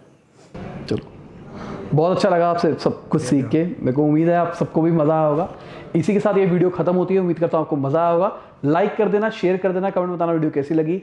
Bye, good night, Shaba खैर, खुदा हाफिज़, good morning, good afternoon, जब भी आप video को देख रहे हैं।